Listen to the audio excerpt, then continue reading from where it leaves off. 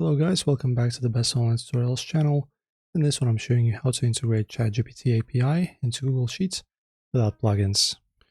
So just open up your Google Sheet, move to the top menu bar, click Extensions, and then launch Apps Script. Then guys, wipe out any default placeholder code inside if you have any, and then paste a clean native JavaScript execution sequence below, and make sure to override the your API key as well, string with your actual OpenAI API key, and then click the disk icon to save your project. So this is the script. Alright, so just replace that and insert this. Okay, and instead of this API key, insert your real one.